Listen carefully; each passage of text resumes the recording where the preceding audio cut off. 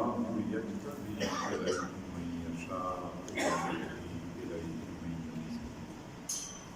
صدق الله العظيم وبلغنا رسوله النبي الكريم ونحن على ذلك لمن الشاهدين والشاكرين والحمد لله رب العالمين.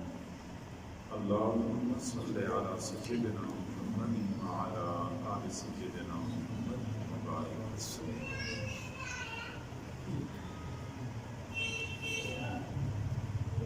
ایک مومن کی زندگی کی تمام تر کوششیں اور کاوشیں اس لیے ہوتی ہیں کہ اس کو اللہ کی رضا نصیب ہو جائے. سخت سردی کے موسم میں آدھی رات کو اٹھ کی عبادت کرتا ہے یا سخت گرمی کے موسم میں شدت کی پیاس برداشت کر کے روزے رکھتا ہے یا سفر کی صعوبتیں برداشت کر کے اپنے وطن اور علاقے کو چھوڑ چھاڑ کے حج کے لیے نکلتا ہے یا پھر وہ اپنی بیوی بچوں کے ساتھ رفاقت کو ترک کر کے اللہ کے دین کے لیے در در کے دھکے کھاتے ہوئے دعوت کا کام کرتا ہے. تمام تر سعی اور کوششوں کا ایک ہی مقصد ہوتا ہے کہ میں اللہ کا مقرب بندہ بن جاؤں. لیکن ان کوششوں کے باوجود بھی ہم اپنے دل و دماغ میں یہ سوچ رکھتے ہیں کہ اللہ کا قرب پانا بہت مشکل ہے, اللہ کا دوست بننا ہمارے لیے ممکن نہیں ہے, اللہ کا ولی بننا ہمارے بس کا رول نہیں ہے.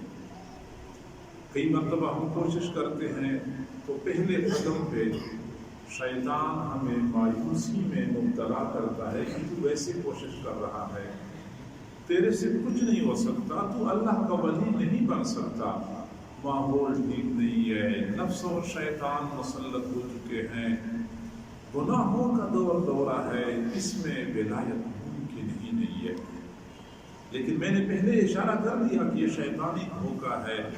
اللہ رب العزت نے یہ معاملہ ہمارے لیے آسان فرمایا ہے.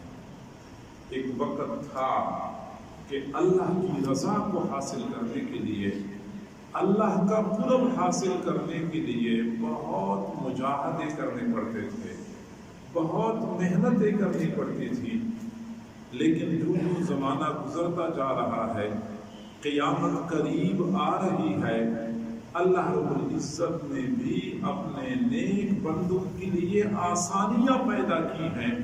تھوڑی محنت کے بدلے اللہ زیادہ بلند مراتب عطا کرتا ہے. حضرت قاری محمد طیب صاحب رحمہ اللہ نے اپنے خطبات میں عجیب بات ارشاد فرمائی ہے. وہ فرماتے ہیں کہ جس طرح ایک بچہ پیدا ہوتا ہے وہ بچپن, لڑکپن, جوانی کے مراحل سے گزرتے گزرتے بڑھاپے تک پہنچتا ہے. پھر جب بندہ بوڑھا ہوتا ہے تو اس پر کام کاج کا بوجھ نہیں ڈالا جاتا, بس وہ معمولی کام کرتا ہے کہ وہ کبھی دکان سے سبزی گھر کے لیے لے کے آتا ہے یا چھوٹی موٹی چیزیں لے کے آتا ہے. بس بڑے کام اس کی ذمہ نہیں لگائے جاتے کیونکہ وہ معمر ہو چکا ہے, وہ عمر رسیدہ ہو چکا ہے. بالکل اسی طرح انسانیت حضرت آدم علیہ السلام کے زمانے میں بالکل بچے کی طرح تھی. پھر حضرت نوح علیہ السلام کے زمانے میں بچپن سے نکل کے لڑکپن کے مرحلے میں داخل ہو گئی. حضرت ابراہیم علیہ السلام کے زمانے میں جوانی کی دہلیز پہ پہنچ گئی. پھر حضرت موسیٰ علیہ السلام کے زمانے میں بھرپور شباب اور جوانی کا وقت تھا, اور پھر یہ وقت گزرتے جب یہ امت وجود میں آئی تو انسانیت بڑھاپے کی عمر کو پہنچ چکی تھی. اس لیے چونکہ اس کے بعد انسانیت میں ختم ہو جانا ہے، یہ انسانیت کی بڑھاپے کی عمر ہے اور بڑھاپے میں کام کا بوجھ کم ڈالا جاتا ہے. یہی وجہ ہے کہ اللہ رب العزت نے سابقہ امتوں کی بنسبت اس امت پر اعمال کا بوجھ کم ڈالا ہوا ہے. کہاں 50 نمازیں اور کہاں 5 نمازیں، کہاں 6 مہینے روزے اور کہاں 1 مہینے روزے، اور کہاں پہ 1/4 مال کی زکوٰۃ اور کہاں پہ 2.5%، 40واں حصہ زکوٰۃ. یعنی اللہ رب العزت نے اعمال کا بوجھ کم کر دیا ہے.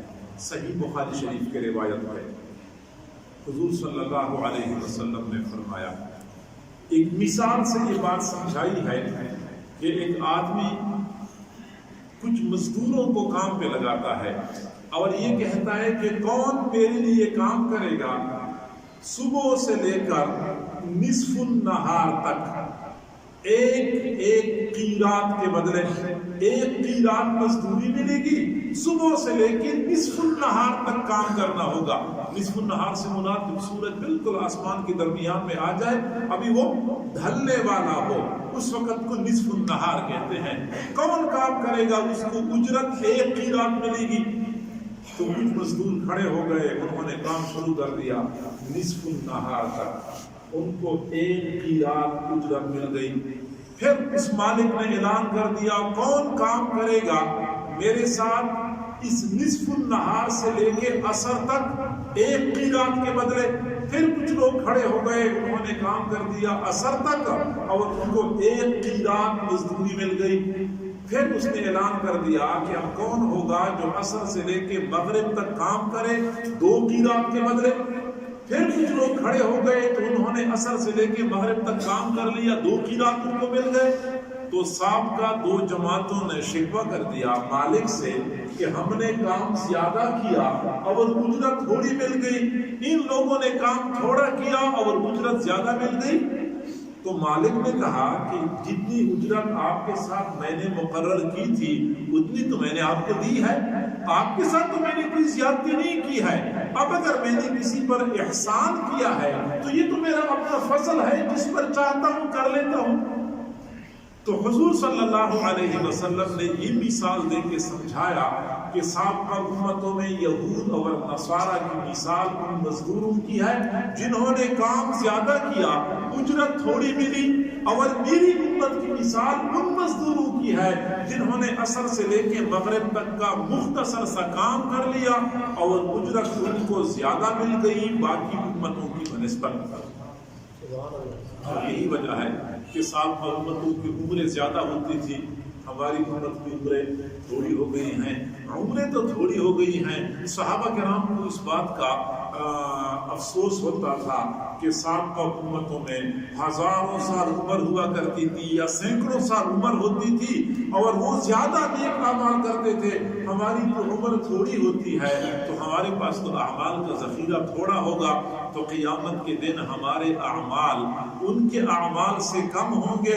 پھر اللہ رب العزت نے سورۃ القدر نازل فرمائی کہ لیلۃ القدر خیر من الف شہر، اور تمہارے لیے مختصر عمل زیادہ ثواب کا ذریعہ بنے گا.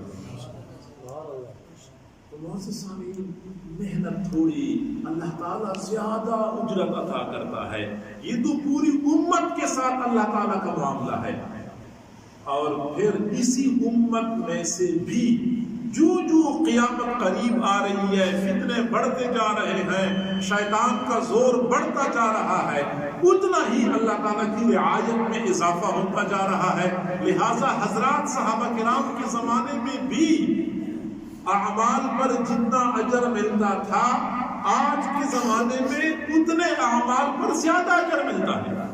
حضور صلی اللہ علیہ وسلم نے صحابہ کرام کو فرمایا، اے میرے صحابہ، تم ایک ایسے زمانے میں ہو، تم میں سے کوئی بندہ دین کے 10 حصوں میں سے 9 حصوں پہ عمل کر لے، ایک حصہ چھوڑ دے، وہ بندہ ہلاک ہو جائے گا. لیکن ایک زمانہ ایسا آنے والا ہے کہ اس میں اگر کوئی بندہ دین کے 10 حصوں میں سے ایک حصے پہ عمل کر لے، 9 حصوں کو چھوڑ دے، وہ پھر بھی کامیاب ہو جائے گا۔ یہ وہ زمانہ ہے جس میں بندہ عمل تھوڑا کرتا ہے، اجر زیادہ ملتا ہے۔ مادی دنیا کا دستور ہے کہ مارکیٹ میں جب کوئی چیز شارٹ ہو جاتی ہے ریٹ بڑھ جاتا ہے، جو چیز شارٹ ہو جائے ریٹ بڑھ گیا، چینی شارٹ ہو گئی ریٹ بڑھ گیا، آٹا شارٹ ہو گیا ریٹ بڑھ گیا۔ اسی طریقے سے اس دنیا میں اعمال شارٹ ہو چکے ہیں، کم ہو چکے ہیں، اعمال کرنے والے تھوڑے رہ گئے ہیں۔ اللہ رب العزت نے اعمال کا ریٹ بڑھا دیا۔ صحیح بخاری شریف کی روایت ہے کہ قرب قیامت میں ایک سجدہ دنیا اور دنیا میں جو کچھ ہے سب سے بہتر ہوگا۔ یعنی جو یہ زمانہ گزرتا جا رہا ہے، فتنے بڑھتے جا رہے ہیں، ماحول پریشان کن ہوتا جا رہا ہے، اتنا ہی بندہ تھوڑی محنت کرتا ہے تو اللہ زیادہ اجر، زیادہ مرتبے عطا کرتا ہے۔ حضرت مولانا احمد علی لاہوری رحمۃ اللہ علیہ فرمایا کرتے تھے کہ میں ولایت کے جس مقام تک پہنچا ہوں، اس مقام تک پہنچتے پہنچتے مجھے 40 سال لگے ہیں۔ 40 سال کی محنتیں ہیں، 40 سال کے مجاہدات ہیں، لیکن آج میں یہ کہتا ہوں کہ اگر کوئی بندہ میرے ساتھ اس پیپل کے درخت کے نیچے 4 سال گزار دے میری مرضی کے مطابق، میں اس کو ان مقامات تک پہنچا دوں گا۔ 4 سال کی قلیل مدت، دوسری جانب 40 سال کے لمبے مجاہدے، 4 سال کی قلیل مدت پہ اس مقام تک پہنچا دوں گا۔ جی ہاں، جو زمانہ گزرتا جا رہا ہے، انسانی قوا کمزور ہوتے جا رہے ہیں، اللہ تعالیٰ خصوصی رعایت کا مظاہرہ کرتا ہے۔ معزز سامعین، معزز خواتین، میری ماں بہنوں بیٹیوں، سالکین جو سلوک کے راستے سے گزرتے ہیں، جو کسی پیر سے بیعت کرتے ہیں، پھر پیر کے بتائے ہوئے طریقے کے مطابق اوراد اور وظائف کرتے ہیں، اور درجہ بدرجہ وہ ولایت کی زینے چڑھتے جاتے ہیں، ان کو سالکین کہا جاتا ہے۔ سالکین کا معاملہ بھی یہی ہے کہ پرانے زمانے میں زیادہ مجاہدے کرنے پڑتے تھے، اور آج کے زمانے میں تھوڑے مجاہدات سے وہ کام بن جاتا ہے۔ تاہم ایک بات ہمیں سمجھنی چاہیے کہ جب کوئی بندہ شیخ سے بیعت کرتا ہے، اللہ کا قرب حاصل کرنے کے لیے کوشش کرتا ہے، تو ان کی دو قسمیں ہوتی ہیں، 2 طبقے ہوتے ہیں۔ ایک کو سالک کہا جاتا ہے، دوسرے کو مجذوب کہا جاتا ہے۔ اب توجہ کریں گے تو بات سمجھ میں آ جائے گی۔ سالک اور مجذوب۔ سالک کون سا ہوتا ہے؟ جو خود محنت کرتا ہے، خود عبادت کرتا ہے، خود ریاضت کرتا ہے، نفس کو مارتا ہے، نفسانی خواہشات کی خلاف ورزی کرتا ہے، اور ان مجاہدات اور مشقتوں کے نتیجے میں اللہ کی طرف سفر طے کرتا ہے، اس کو سالک کہتے ہیں۔ ایک ہوتا ہے مجذوب۔ مجذوب وہ خوش قسمت بندہ ہوتا ہے جس کو اللہ اپنی طرف خود کھینچتا ہے۔ اب یہ 2 قسمیں بن گئی کہ کچھ لوگ تو وہ ہوتے ہیں جو خود محنت کر کے اپنے زور پہ یہ سفر طے کرتے ہیں، اور کچھ لوگ وہ ہوتے ہیں جن کو اللہ اپنی طرف کھینچتا ہے، ان کو محنت نہیں کرنی پڑتی۔ بھائی سادہ سی مثال ہے، ایک آدمی سیڑھیوں پہ 7ویں منزل تک چڑھتا ہے، اگلا آدمی لفٹ میں کھڑا ہو جاتا ہے اور چند سیکنڈ میں وہ 7ویں منزل پہ پہنچ جاتا ہے۔ یہی مثال ہے کہ بعض لوگ سیڑھیوں پہ چڑھ کے پسینہ بہا کے اور محنت کر کے اوپر جاتے ہیں، اور بعض کو جیسے لفٹ میں بیٹھا کے اوپر پہنچا دیا جاتا ہے۔ یہ روحانی دنیا میں یہ 2 طبقات پائے جاتے ہیں، سالک اور مجذوب۔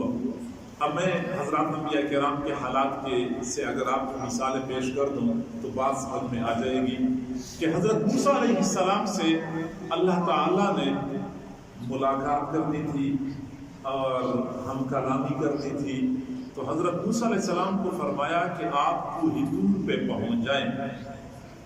کوہ طور پہ پہنچ جائیں. حضرت موسیٰ علیہ السلام خود محنت کر کے پیروں پہ چل کے کوہ طور تک پہنچ گئے. وَلَمَّا جَاءَ مُوسَىٰ لِمِيقَاتِنَا، حضرت موسیٰ علیہ السلام آئے اس جگہ پہ جو جگہ میں نے ان کے ساتھ متعین کی تھی. حضرت موسیٰ علیہ السلام خود چل کے گئے. اب ان کی مثال سالک کی ہے، لیکن جب اللہ نے اپنے محبوب صلی اللہ علیہ وسلم کے ساتھ راز و نیاز کرنا تھا تو ایسے نہیں فرمایا کہ خود آ جاؤ، بلکہ باقاعدہ نمائندہ بھیجا، سواری بھیجی کہ آپ اس سواری پہ سوار ہو کے میرے پاس آئیں، میں نے آپ سے بات کرنی ہے. اب اتنا فرق ہے کہ حضور صلی اللہ علیہ وسلم کو اپنے پاس لے کے چلے گئے. سبحان الذی اسری بعبدہ لیلا من المسجد الحرام الی المسجد الاقصی، پاک ہے وہ ذات جو اپنے بندے کو لے گئی. یعنی بندہ خود نہیں کیا، اللہ خود اپنے بندے کو اپنے پاس لے گیا. تو یہ مجذوب کی کیفیت ہوتی ہے، مجذوب کا درجہ ہوتا ہے. حضور صلی اللہ علیہ وسلم جب ہجرت کی رات مکہ مکرمہ سے مدینہ منورہ جا رہے تھے تو حضرت علی رضی اللہ عنہ کو فرمایا کہ علی آپ میری جگہ پہ سو جائیں، میرے پاس مکے والوں کی کچھ امانتیں ہیں، صبح کے وقت وہ امانتیں اہل مکہ کو واپس کر دیں اور پھر اس کے بعد مدینہ منورہ آ جائیں. حضرت علی کو فرمایا کہ پھر آپ آ جائیں، اور حضرت سیدنا صدیق اکبر کو فرمایا کہ میں آپ کو اپنے ساتھ لے کے جاؤں گا. یہ فرق ہے کہ حضرت علی کی حیثیت سالک کی تھی، سیدنا صدیق اکبر کی حیثیت مجذوب کی تھی. محبوب کو تو لائے وہ ہمراہ بزم میں، محبوب کو تو لائے وہ ہمراہ بزم میں، اور عاشقوں کو دور سے راستے بتا دیے. وہ عاشقوں کو راستہ بتا دیا کہ پھر آپ وہاں چلے جائیں. محبوب کو اپنے ساتھ لے کے جا رہے ہوتے ہیں. سالک اور مجذوب یہ دو طبقات ہوتے ہیں راہ سلوک پہ چلنے والوں میں. اب ظاہری بات ہے کہ سیڑھیوں پہ چڑھنا دشوار ہے، لفٹ پہ بندہ کھڑا ہو جائے اور سیکنڈوں میں بلندی پہ پہنچ جائے تو زیادہ آسان ہے. ہر بندہ یہ چاہتا ہوگا کہ میں اللہ کا قرب حاصل کر لوں اور اسی طریقے سے حاصل کر لوں کہ زیادہ مجاہدہ نہ کرنا پڑے، زیادہ محنت نہ کرنی پڑے. تو اس کے لیے کیا کرنا پڑتا ہے؟ تو سمجھ لیں کہ اللہ کا مجذوب بننے کے لیے، اللہ کا محبوب بننے کے لیے اولین طریقہ، اولین پور یہ ہے کہ ہم حضور صلی اللہ علیہ وسلم کی سنتوں کو اپنائیں. اتباع سنت کی وجہ سے بندہ اللہ کا محبوب بن جاتا ہے. پھر اللہ اپنے محبوب کو خود اپنے قریب کرتا ہے، محبوب کو زیادہ محنت نہیں کرنی پڑتی. قل ان کنتم تحبون اللہ فاتبعونی یحببکم اللہ. محبوب آپ کہہ دیجئے، محبوب آپ کہہ دیجئے کہ اگر تم اللہ سے محبت کرتے ہو فاتبعونی تو تم میری اتباع کرو، یحببکم اللہ، اللہ تم سے محبت کرے گا. تو گویا کہ سنت کی اتباع کی بدولت بندہ اللہ کا محبوب بن جاتا ہے. پھر بندے کو زیادہ محنت نہیں کرنی پڑتی، اللہ تعالیٰ خود ہی راستے ہموار کر دیتا ہے، خود ہی بندے کو اپنا مقرر بنا دیتا ہے. اور یہی وجہ ہے کہ حضرت خواجہ مجدد الفسانی رحمۃ اللہ علیہ نے فرمایا کہ میں نے ظاہری علوم حاصل کرنے کے لیے علماء کی مجالس کا رخ کیا، ان کی درسگاہوں میں نے بیٹھنا شروع کیا اور سال ہا سال تک علماء کی علمی مجالس میں شریک ہوتا رہا.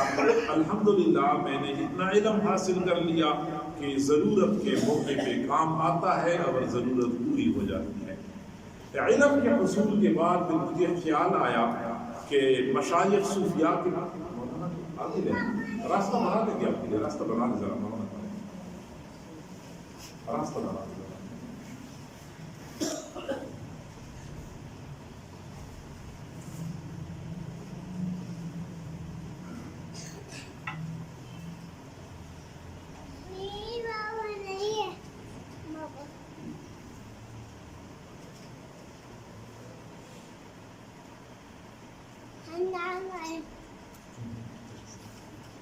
حضرت خواجہ مجدد الفسانی رحمۃ اللہ علیہ نے فرمایا کہ میں نے ظاہری علوم کے حصول کے لیے علماء کی درسگاہوں کا رخ کر لیا، الحمدللہ سال ہر سال کی محنت کے بعد ضرورت کے بقدر علم میں نے حاصل کر لیا۔ پھر مجھے خیال آیا کہ مشائخ صوفیاء کے پاس بھی تو ایک نعمت ہوتی ہے، اس کو بھی حاصل کرنا چاہیے، تو میں نے مشائخ صوفیاء کا دامن تھام لیا، ان کی جوتیاں سیدھی کرنے شروع کر دی، ان کی مجالس میں جا کے میں مجاہدات اور مراقبات کرتا رہا۔ میں نے اتنے مجاہدے کر لیے، اتنے مراقبے کر لیے، میں ایک ایسے مقام پہ پہنچا کہ اگر وہ مقام آج میں لوگوں کے سامنے کھول کے بیان کر دوں، شاید لوگ مجھے کافر سمجھنے لگ جائیں کہ یہ بھی کوئی بات ہے سمجھنے والی، جو ہے کہ لوگوں کو میرے مقام کی سمجھ نہیں آئے گی، لیکن الحمدللہ اللہ نے مجھے وہ مقام عطا فرمایا ہے۔ اور پھر فرمایا کہ ان تمام تر مجاہدات کے بعد، تمام تر محنتوں کے بعد اپنی پوری زندگی کا نچوڑ آپ کے سامنے رکھنا چاہتا ہوں، اور وہ یہ کہ اللہ کا قرب پانے کے لیے اتباع سنت سے زیادہ قریب ترین راستہ دوسرا کوئی نہیں ہے۔ مختصر ترین راستہ یہ ہے کہ بندہ حضور صلی اللہ علیہ وسلم کی سنتوں کی اتباع کرے، ایک سنت پہ مرنے مٹنے والا بن جائے، سر کے بالوں سے لے کر پاؤں کے ناخنوں تک اپنے آپ کی سنتوں سے آراستہ ہوتے راستے۔ حضرات صحابہ کرام کو اگر محبت رسول میں کمال حاصل تھا تو ان کو اطاعت رسول میں بھی کمال حاصل تھا۔ ایسے عاشق تھے، ایسے محبین تھے، فقط خالی خونی دعوے نہیں تھے، اطاعت فرمان برداری کر کے دنیا والوں کو بتایا کرتے تھے کہ ہم سچے عاشق ہیں۔ آج تو ہم میں سے بہت سارے دوست احباب یہ بات کرتے ہیں کہ بھائی اس سنت میں کیا حکمت ہے اور اس سنت میں کیا حکمت ہے، بس حکمتوں کے پیچھے پڑ جاتے ہیں۔ میرے بھائیوں، میرا یہ عقیدہ ہے کہ حضور صلی اللہ علیہ وسلم کی ایک سنت میں بے شمار حکمتیں موجود ہیں، لیکن ہم نے حکمتوں کی بنیاد پہ سنت کی پیروی نہیں کرنی، محبت کی بنیاد پہ سنت کی پیروی کرنی ہے۔ اگر ہم حکمت کی بنیاد پہ پیروی کرتے ہیں پھر تو ہم عقل کے بندے کہلائے جائیں گے، نبی کے عاشق تو نہیں کہلائے جائیں گے۔ ہم نے تو اپنے نبی کے ساتھ محبت کا اظہار کرنا ہے، لہٰذا محب جو ہوتے ہیں، جو عاشق ہوتے ہیں، وہ کبھی بھی حکمتوں کے پیچھے نہیں پڑتے کہ میرے محبوب کی اس فرمان میں کیا حکمت ہے اور اس میں کیا حکمت ہے۔ وہ تو ایک اشارے کو دیکھتے ہیں اور ایک اشارے پر سب کچھ نچاور کرنے کے لیے تیار ہوتے ہیں۔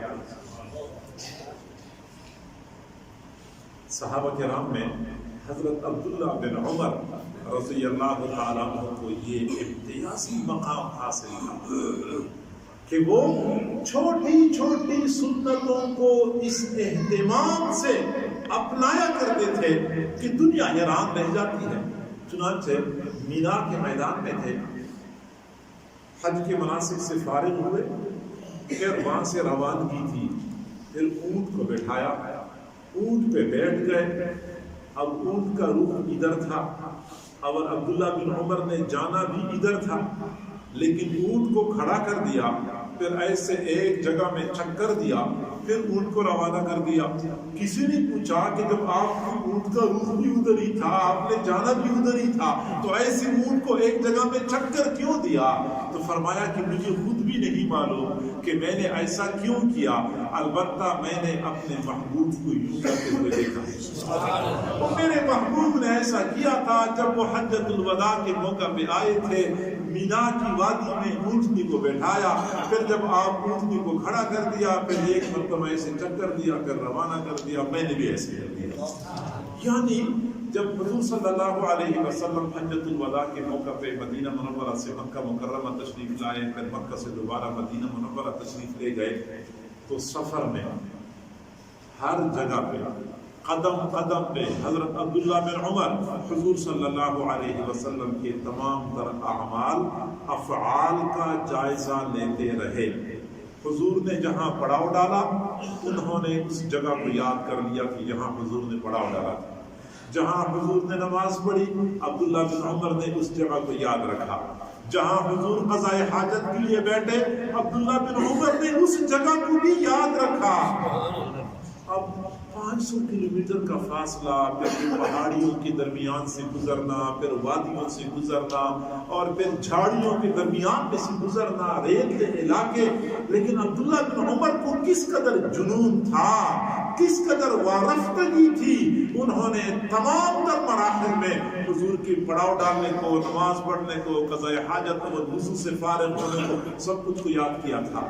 اور پھر حضور کی وفات کے بعد جب بھی وہ مکہ سے مدینہ، مدینہ سے مکہ جایا کرتے تھے تو انہی مقامات کو یاد رکھتے تھے، نظر میں رکھتے تھے، جہاں حضور نے پڑاؤ ڈالا ہوتا تھا وہیں پہ پڑاؤ ڈالتے تھے، جہاں حضور نے نماز پڑھی تھی وہیں پہ نماز پڑھتے تھے، یہاں تک کہ جہاں حضور قضاء حاجت کے لیے بیٹھے ہوتے تھے، بعد میں عبداللہ بن عمر رضی اللہ تعالی عنہ اگرچہ ضرورت نہیں ہوتی تھی پھر بھی وہیں پہ بیٹھ جایا کرتے تھے، حضور صلی اللہ علیہ وسلم کی ادا کو زندہ کرتے تھے۔ یہ محبت اور یہ وارفتگی پھر بندے کو جلدی اپنے اللہ تک پہنچا دیتی ہے۔ عبداللہ بن عمر رضی اللہ تعالیٰ عنہ اونٹنی پر سوار تھا، سفر کر رہے تھے، ایک جگہ پہ سر نیچے جھکایا، کچھ دیر تک سر جھکا کے چلتے رہے، پھر سر اوپر اٹھایا۔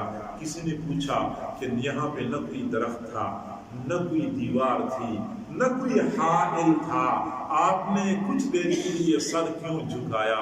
تو حضرت عبداللہ بن عمر نے جواب دیا کہ جی ہاں، اس وقت تو کچھ بھی موجود نہیں ہے، لیکن ایک وقت تھا کہ میں اپنے محبوب صلی اللہ علیہ وسلم کے ساتھ یہاں سے گزر رہا تھا، راستے کے قریب ایک درخت کھڑا تھا، درخت کی شاخیں راستے کی طرف جھکی ہوئی تھی، میرے محبوب نے ان شاخوں سے بچنے کے لیے سر کو نیچے جھکایا تھا۔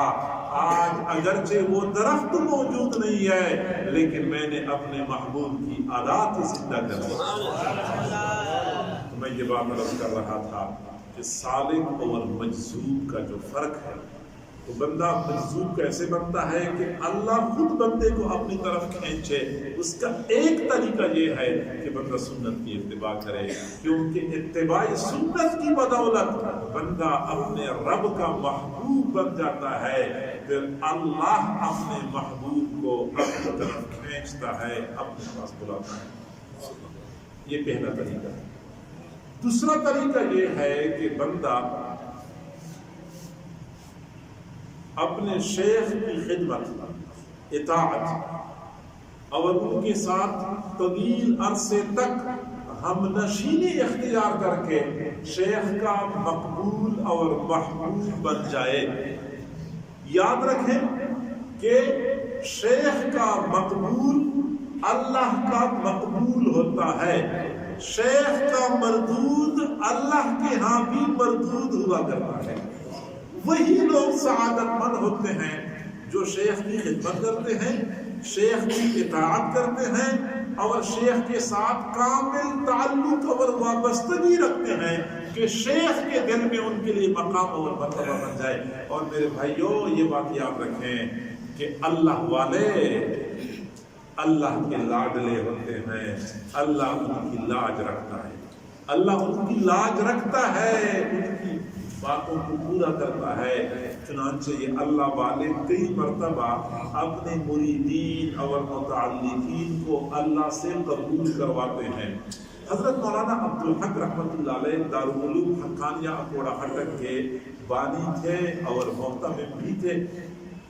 ایک مرتبہ درسگاہ میں تشریف لائے تو اپنے شاگردوں نے دیکھا کہ استاد کا چہرہ بہت خوشی سے چمک رہا ہے، انبساط کی کیفیت ہے۔ مسند پہ بیٹھ گئے اور شاگرد سے کہا کہ بیٹا عبارت پڑھو، اس طرح کی استاد کہتے ہیں، پڑھنا شروع کر دو۔ تو شاگردوں نے کہا استاد جی آج تو آپ بڑے خوش لگ رہے ہیں، کیا وجہ ہے؟ استاد نے کہا بیٹا پڑھو پڑھو، سبق پڑھو۔ شاگرد پیچھے پڑ گئے کہ نہیں بتانا ہوگا آج آپ اتنی خوش کیوں ہیں، معلوم ہو رہا ہے کہ آپ بہت زیادہ خوش ہیں۔ تو جب طلباء نے بہت اصرار کیا تو حضرت مولانا عبدالحق رحمۃ اللہ علیہ نے فرمایا کہ الحمدللہ آج رات میں نے اللہ سے منوا لیا، آج رات میں نے اللہ سے منوا لیا کہ جو بندہ دارالعلوم حقانیہ سے پڑھ کے عالم بنے گا اس سے وہ ضرور دین کا کام لے گا۔ اللہ والے اللہ سے منواتے ہیں۔ اسی طریقے سے مشائخ اپنے مریدین کے بارے میں پھر اللہ کے سامنے منت سماج زبردست تو نہیں منوا سکتے، میں کہتا ہوں منواتے ہیں کا معنی یہ ہے کہ منت سماجت کر کر کے جو وہ چاہتے ہیں اللہ تعالیٰ آخرکار مان جاتا ہے کہ ٹھیک ہے، اس کو ناراض نہیں ہو سکتا۔ اور یہی وجہ ہے حضرات صحابہ کرام، حضرت سیدنا صدیق اکبر رضی اللہ تعالیٰ عنہ کو ایسا ہی کوئی مقام حاصل کہ وہ رسول اللہ کے محبوب تھے، پھر رسول اللہ کی محبت کی وجہ سے اللہ کے بھی محبوب بن گئے، پھر اللہ رب العزت نے جو مقام عطا فرمایا، حضور صلی اللہ علیہ وسلم نے فرمایا ان من امن الناس علی فی صحبتہ ومالہ ابو بکر، لوگوں میں مجھ پر زیادہ احسان کرنے والا اپنے مال کے ذریعے اور اپنی خدمت کے ذریعے سب سے زیادہ مجھ پہ احسان کرنے والا ابو بکر ہے، اور میں نے سارے لوگوں کے احسانات کا بدلہ دنیا میں اتار دیا، ابو بکر کے احسانات کا بدلہ اللہ تعالیٰ قیامت کے دن ہے۔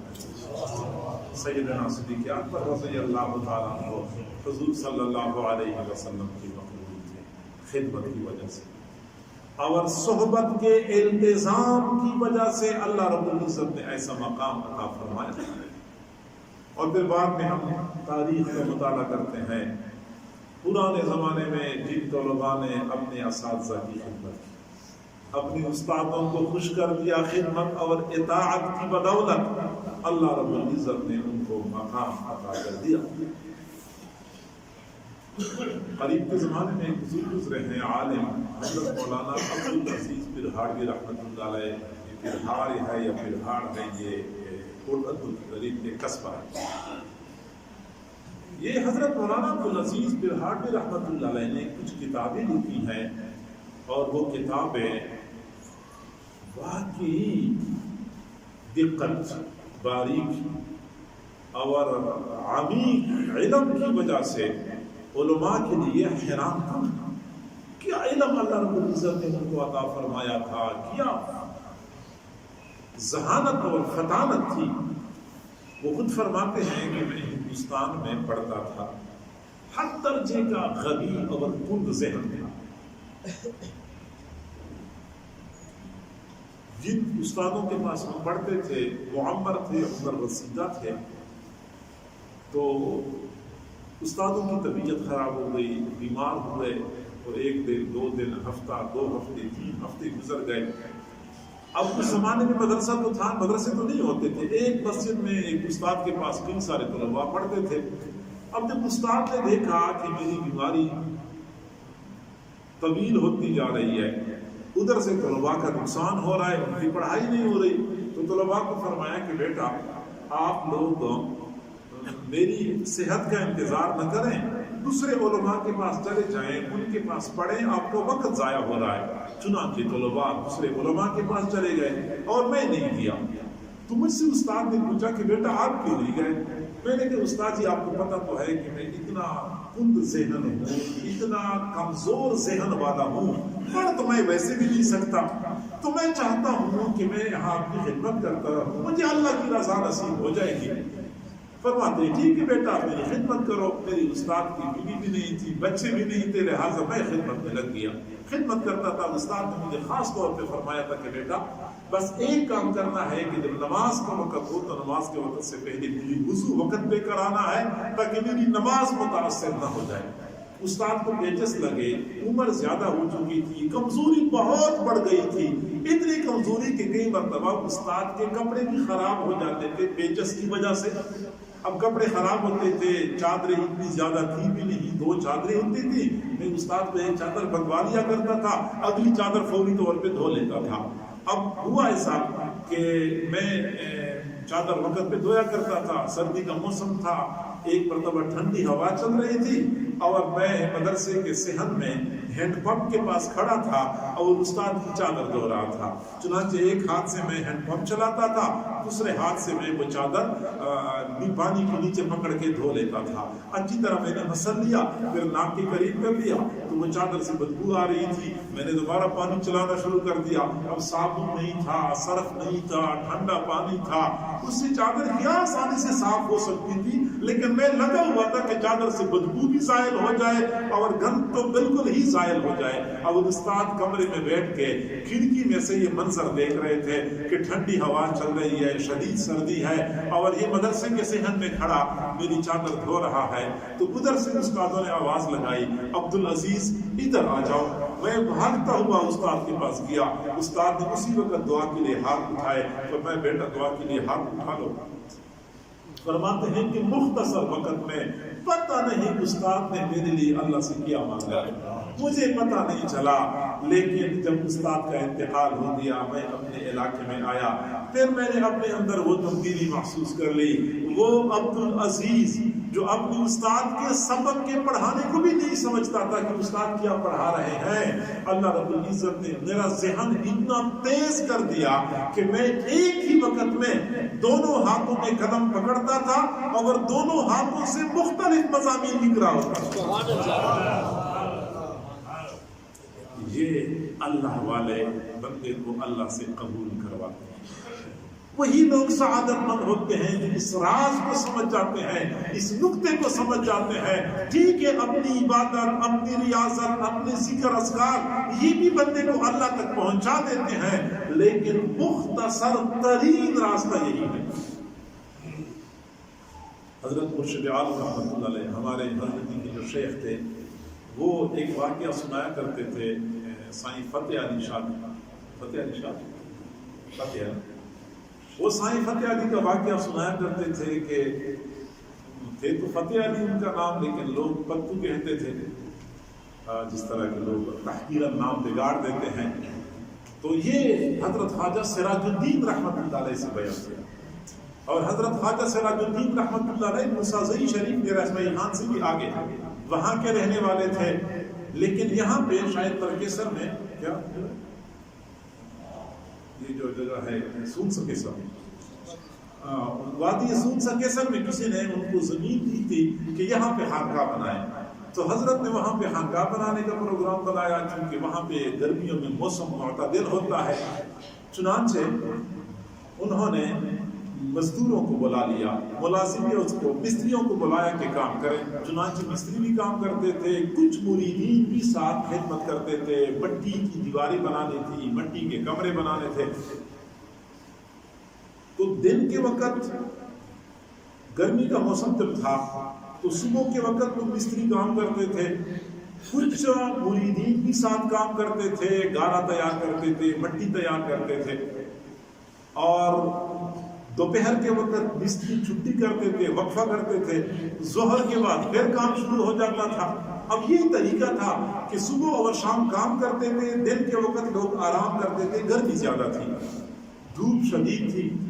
ایک دن دوپہر کے وقت حضرت خواجہ سراج الدین رحمۃ اللہ علیہ نے دیکھا کہ سارے لوگ سو رہے ہیں, لیکن ایک بندہ فتح علی وہ اس خانقاہ کی صحن میں بیچ میں گارا بنا رہا ہے, اور وہ گھٹنوں تک گارے کے اندر دھنسا ہوا ہے اور وہ ٹھیک کر رہا ہے, بنا رہا ہے. تو تب حضرت خواجہ سراج الدین رحمۃ اللہ علیہ نے ان کو بلایا.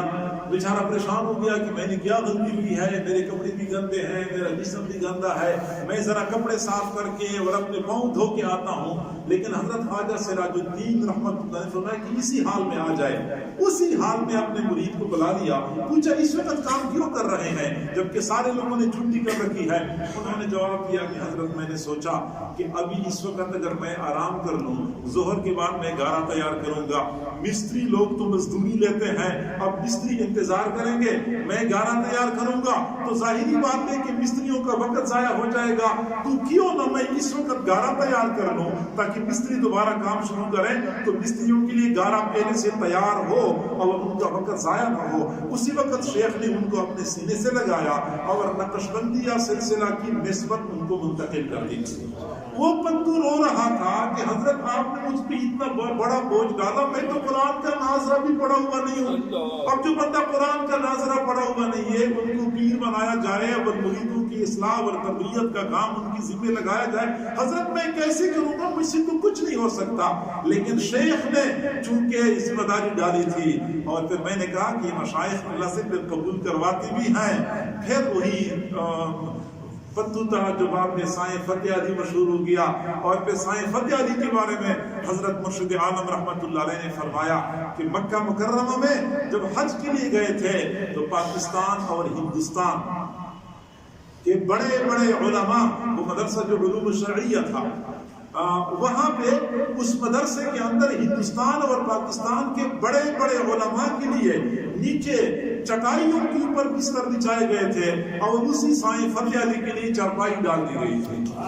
اللہ تعالیٰ کا ایسے بندے کو مقام عطا کرتا ہے، لہٰذا بندہ مجذوب بن جاتا ہے۔ ایک مجذوب تو ہمارے درمیان مشہور و معروف ہے، جس بیچارے کی عقل کام چھوڑ جاتی ہے، لوگ کہتے ہیں یہ مجذوب بن گیا، یہ والی بات میں نہیں کر رہا۔